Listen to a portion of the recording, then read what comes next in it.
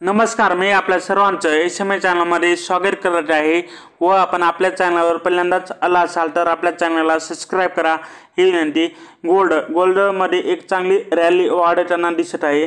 Currently जे US मध्ये tariff uncertainty आहे त्यामुळे गोल्ड प्राइस पुन्हा वाढत आहेत आणि गोल्ड असा क्लास आहे की जेथे कोणती भीती येत असेल, कोणते फिअर्स येत असतील फायनान्शियल किंवा ऑर्डर फॅक्टरमुळे ग्लोबल इकॉनॉमीमध्ये, तर तेव्हा गोल्डमध्ये जास्त इन्व्हेस्टमेंट येत असते।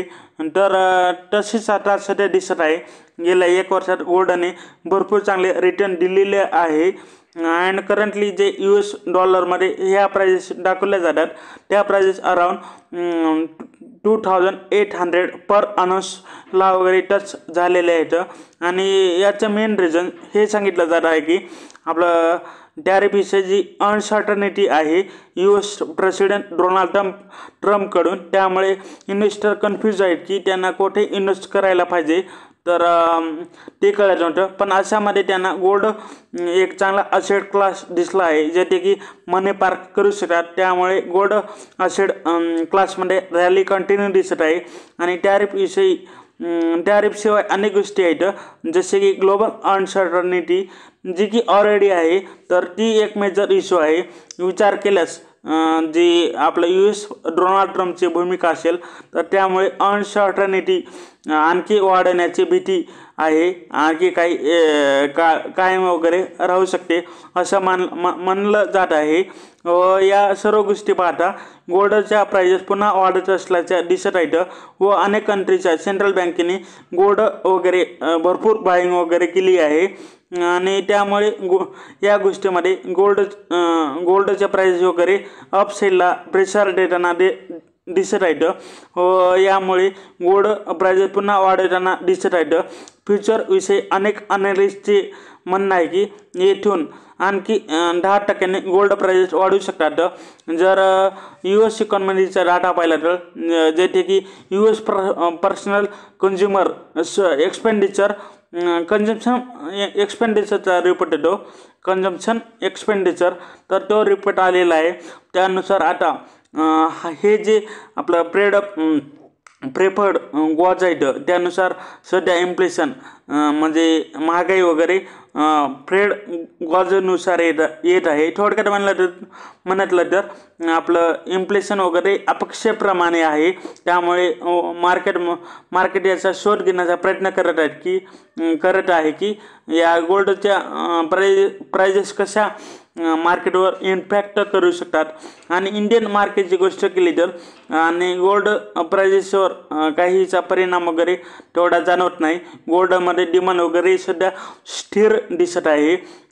मेनली बायर जे आहे ती म्हणजे इंडियन मार्केटचे, तर ते बजेटसाठी थांबले आहेत, कारण की बजेटमध्ये काही इंडिकेशन घेण्यासाठी, आणि जे की आज आलेलं आहे आपण त्याचा व्हिडिओ बनवणार आहोत।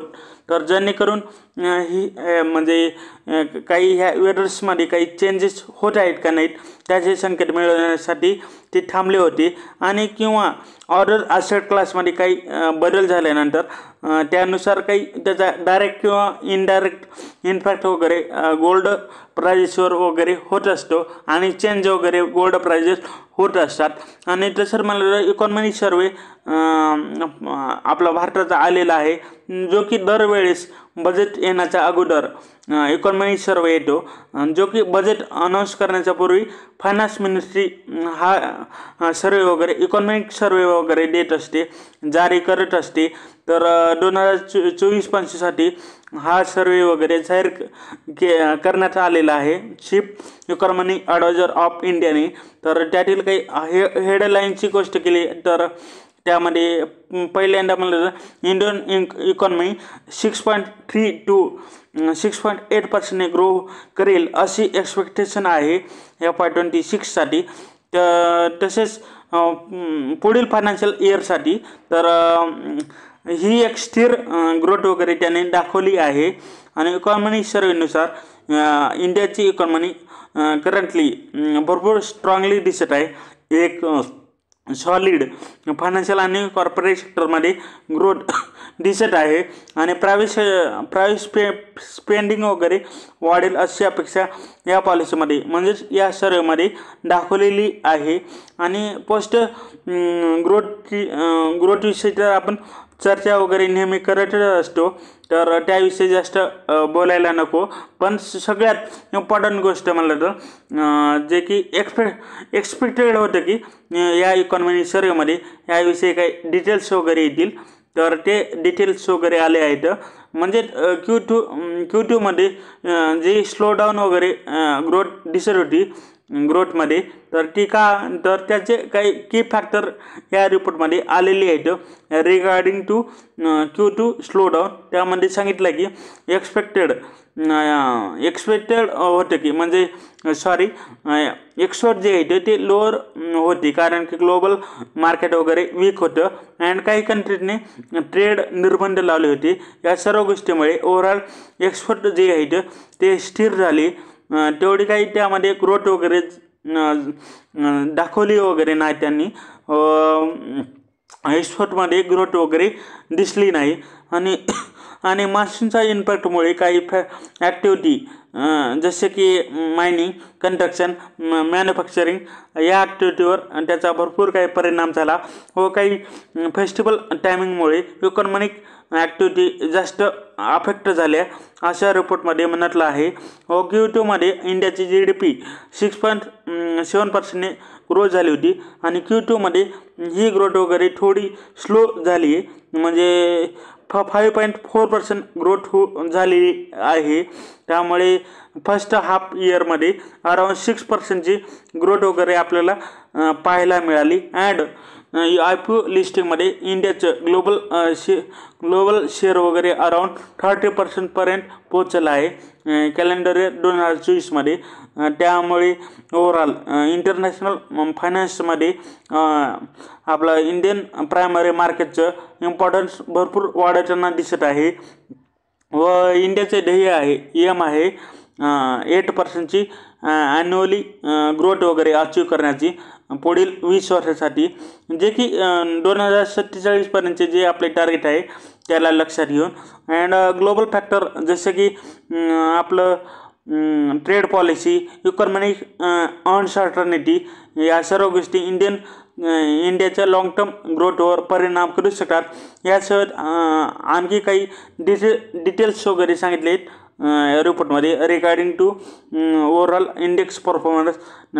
याविषयी आपण जास्त वगैरे बोलणार नाही, कारण की याविषयी आपण ऑलरेडी चर्चा केली आहे आणि पूर्वी आपण चर्चा याची करतच आलेलो आहेत। व आपला इंडेक्सने वगैरे चायनाच्या इंडेक्सपेक्षा चांगला परफॉर्मन्स दाखवला आहे, बट US इंडेक्समध्ये आपलं US इंडेक्सच्या तुलनेमध्ये आपलं इंडेक्स वगैरे इंडियन इंडेक्स वगैरे मागेच आहे व आपलं रुरल डिमांड वगैरे वाढेल अशी अपेक्षा आहे, कारण ॲग्रिकल्चर रिकव्हरी कमी जास्त प्रमाणात बेटर होईल असे एक्सपेक्टेशन आहे। आणि फूड प्राइजेस पुढे जाऊन लोअर राहिले तर इकॉनॉमी स्टेबल होऊ शकते अँड ग्लोबल इश्यूमुळे इम्पॅक्ट जो झाला आहे तो पुन्हा कमी होऊ शकतो किंवा होऊ शकतो। या सर्व गोष्टी भारताच्या इकॉनॉमिक ग्रोथसाठी कारणीभूत ठरतील। तर जर पुढे विशाल मेगावाट यांचा रिझल्ट आला आहे, ज्याचा की आताच रिसेंटलीच IPO आलेला आहे। या कंपनीने भरपूर चांगला नंबर वगैरे दिला आहे, रिपोर्ट वगैरे केलेला आहे। Net profit increase by 28%, revenue up by 20%। तर जेव्हापासून ही लिस्ट झाली तेव्हापासून हे हाय ग्रोथ पोटेन्शियल कॅन्डिडेटमध्ये ही कंपनी वगैरे येत असते नेहमी। अँड व तशीच ग्रोथ त्यांनी दाखवली आहे, जी की रिझल्टमध्ये त्यांनी डिक्लेअर केलेली आहे। EBITDA ग्रोथ वगैरे 18.3%ची आहे अँड EBITDA मार्जिन 16% राहिलेलं आहे, जो की थोडंसं कमी आहे इयर ऑन इयर। आणि विशाल मेगावॅट वगैरे मेगा मार्ट वगैरे सध्या 668 स्टोअर ऑपरेट करतो इंडियामध्ये अक्रॉस द 432 सिटीज। जर आपण यांचं रेव्हेन्यू डिस्ट्रीब्युशनविषयी गोष्ट केली तर तर यांचा फोकस वगैरे ऑर्डर्स कंपन्यापेक्षा जरा वेगळा आहे, डीमार्टपेक्षाही थोडा वेगळा आहे. तर यांचा फोकस जास्त आपलं अप्रायल्स म्हणजेच वस्त्र कपड्यावर जास्त आहे यांचा फोकस. आणि 45% जो रेव्हेन्यू आहे यांचा तो अप्रोल्समधून वगैरे येत असतो, जो की वस्त्रामधून येत असतो, म्हणजेच आपलं कपड्यामधून वगैरे. व येथे मार्जिनही जास्त असतं, आणि 28% रेव्हेन्यू जनरल मर्चंडाईज थ्रू येत असतो आणि 27% रेव्हेन्यू FMCG मधून येतो. कंपनीच्या CEOने म्हटलं आहे की overall financial performance has been quite good for this company. तसंच डिस्पाईट कंझ्युमर स्पेंडिंग ही काहीशी स्थिर आहे. याशिवाय कंपनीने एक चांगली परफॉर्मन्स वगैरे दाखवला आहे असं कंपनीच्या MDने म्हटलं आहे. तर पुढील म्हणलं सन फार्मा यांचे नेट प्रॉफिट पर लिटर 15% वाढलेलं आहे आणि रेव्हेन्यू 10.5% अप आहे. आणि ओव्हरऑल यांचे रिझल्ट चांगले आहेत आणि Q-on-Q रेव्हेन्यू वगैरे 2.9% ग्रो झाला आहे. डोमेस्टिक फॉर्म्युलेशन सेल्समध्ये जास्त बेटर ग्रोथ दिसली आहे, around 14% growth year on year आहे. पण US फॉर्म्युलेशन सेल तेवढी चांगली नाही आणि त्यामध्ये फक्त 0.7% इयर ऑन इयर ग्रोथ आहे. एमर्जिंग मार्केटची गोष्ट केली तर त्यांची सेल्स वगैरे अराउंड 10% ग्रो झाली आहे आणि रेस्ट ऑफ द वर्ल्डची सेल वगैरे 21% अप झाली, जी की मेजर पार्ट नाही ओव्हरऑल कंपनीच्या रेव्हेन्यूचा. कंपनीच्या रेव्हेन्यूमध्ये अँड R&D इन्व्हेस्टमेंट वगैरे या क्वार्टरमध्ये 6.3% राहिली आहे.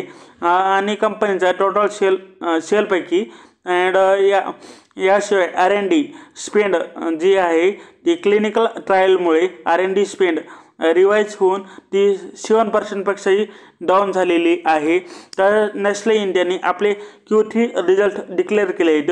यांचं नेट प्रॉफिट अराउंड 4.9% इन्क्रीज झालेलं आहे. ओव्हरऑल यांचे रिझल्ट ठीकठाक आहेत, पण FMC कंपनीमध्ये आपण जे रिसेंटली पाहिलं आहे त्यांच्या व्हॅल्युएशनवर भरपूर काही डिस्काउंटेड आहेत, ट्रेड वगैरे तेवढे करत नाहीत, म्हणजे हिस्टॉरिकल व्हॅल्युएशनच्या तुलनेमध्ये. अशा प्रकारे अशामध्ये जर कंपनी ठीकठाक रिझल्ट देत असेल किंवा येत असतील तर कंपनी त्याला मार्केट वगैरे त्याला रिवॉर्ड देण्याचा प्रयत्न करत असतो. आणि ओव्हरऑल बरेच बिझनेसेसमध्ये 2000 करोडची रिजल सेल वगैरे त्यांनी क्रॉस केली आहे. आणि नेस्कॉफेची लीडरशिप जी आहे ती आणखी स्ट्रॉंगर होताना दिसत आहे. तर व कंपनीचा EBITDA अराउंड 4% डिक्रीज झाला आहे इयर ऑन इयर. आणि ई-कॉमर्स बिझनेस कंपनीचा डोमेस्टिक ई-कॉमर्स बिझनेसमध्ये कंपनीच्या डोमेस्टिक सेलमध्ये 9% कॉन्ट्रीब्यूट करतो आणि न्यू प्रोडक्ट्स जे आहेत ते टोटल सेलमध्ये अराउंड 7% कॉन्ट्रीब्यूट करतात. आणि मॅन्युफॅक्चरिंग कॅपॅसिटीची गोष्ट केली तर त्यामध्ये कंपनी एक्सपान्शन करत आहे. अँड कंपनीचा जो म्हणजे पॉप्युलर चॉकलेट वेफर ब्रँड आहे जो की सर्वात मोठाचा प्रोडक्ट आहे यांचा, तर तो किटकॅट. तर किटकॅटचे युनिट 3 वगैरे ते एक्सपांड वगैरे करणार आहे. ही युनिट 3 शहाण्यात येथे कंपनी फॅक्टरी वगैरे टाकणार आहे. अँड कंपनी कॅपेक्सविषयी गोष्ट केली तर कंपनीने 2020 ते 2025पर्यंत टोटल 5800 करोड रुपयेपर्यंत पोहोचण्यासाठी त्यांनी मार्ग पकडलेला आहे. कमोडिटीचे आउटलुक पाहिले तर जे की कोणत्याही FMC कंपनीसाठी कमोडिटी आउटलुक भरपूर इम्पॉर्टंट असतात, त्यावरच रॉ मटेरियलच्या प्राइजेस डिपेंड असतात. अँड कंपनीने म्हटलं आहे की स्टेबल प्राइजेस दिसले आहेत इन आपलं एडिबल ऑइल, मिल्क अँड पॅकेजिंगमध्ये. आणि डिमांड एन्व्हायरमेंट आताही काही त्यामध्ये चॅलेंजिंग झालेलं आहे, कारण की फूड इन्फ्लेशन आता जास्त आहे. त्यामुळे food inflation and moderation in urban consumption वगैरे आहे व रुरल कन्झम्पशनमध्ये कमी जास्त प्रमाणामध्ये रिकव्हरी वगैरे दिसत आहे असं त्यांनी म्हटलं आहे. तर जर पुढे म्हणलं UPL ने आपले रिझल्ट डिक्लेअर केले आहेत, जी की एक ॲग्रो कंपनी आहे. UPL आता चांगल्या टप्प्यातून जात नाही, म्हणजे UPL एका वेळी निफ्टी 50चा पार्ट होती, ती आता निफ्टी 50चा पार्ट नाही UPL. आणि कंपनीसाठी मागील काही वर्ष चांगली नव्हती, कारण की कंपनीचा मेजर सेल्स साऊथ अमेरिकेच्या रिलेटेड आहे आणि तेथे एन्व्हायरमेंटल तेवढे वगैरे चांगले नाही आणि नव्हती. अँड जर कंपनी या क्वार्टरमध्ये कंपनीने लॉस टू प्रॉफिट केलेला आहे. लास्ट इयरच्या सेम क्वार्टरमध्ये अराऊंड 1200 करोड रुपयेचा लॉस त्यांनी केलेला होता आणि आता त्यांनी 800 करोड रुपयेचा प्रॉफिट त्यांनी केलेला आहे असं कंपनीनं रिपोर्ट केलं आहे. रेव्हेन्यू पाहिलं 10% वाढलेला आहे इयर ऑन इयर, आणि तो वाढून 10,000 करोडला वगैरे क्रॉस केलेला आहे. आणि कॉस्ट रिडक्शनवरती कंपनी जास्त फोकस करते, त्यामुळे कंपनीचे करत आहे, त्यामुळेच कंपनीचे एक्सपेन्सेस वगैरे जरा डाऊन झालेले आहेत. त्यामुळेच कंपनीसाठी ही एक चांगली गोष्ट आहे. अँड 2024मध्ये इंडियामध्ये एक चांगलं मान्सून होतं, म्हणजेच आपल्या भारतामध्ये चांगला पावसाळा होता, चांगला रेनफॉल झाली, त्यामुळे ॲग्रो केमिकल प्रोडक्टची डिमांड चांगली होती. अँड त्यामुळे ॲग्रो केमिकलची डिमांडला वगैरे चालना मिळाली. त्यामुळे कंपनीचा इंडियन बिझनेस वगैरे चांगला झालेला दिसत आहे, चांगला चलत असताना दिसत होता ह्या क्वार्टरमध्ये.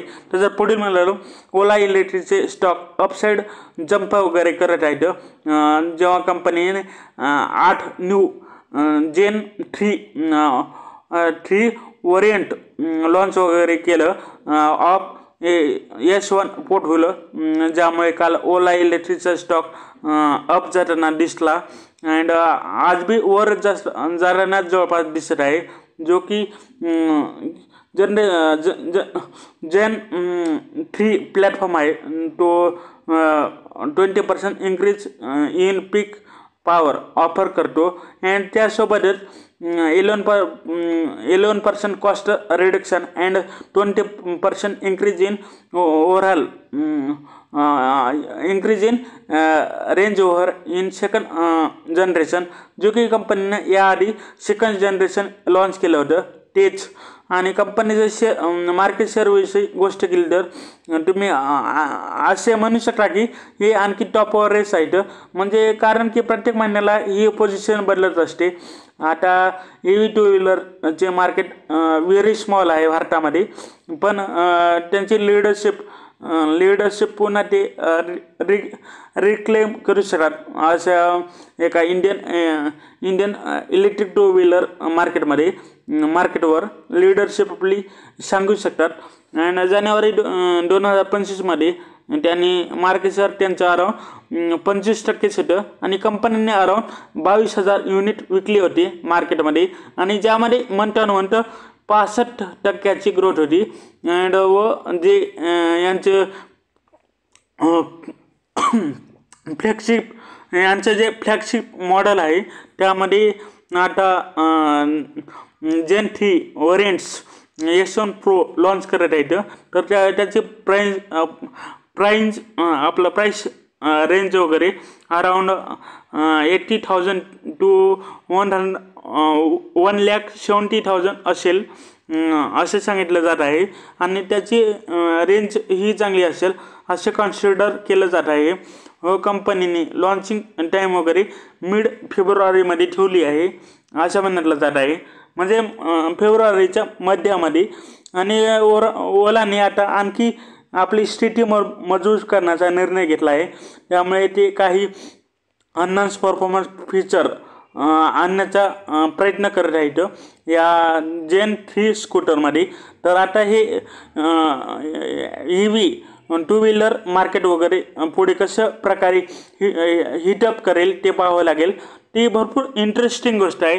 तर शेवटी आपल्या चॅनलला सबस्क्राईब आणि व्हिडिओला लाईक करा हीच विनंती। हा व्हिडिओ पाहिल्याबद्दल धन्यवाद, थँक्यू।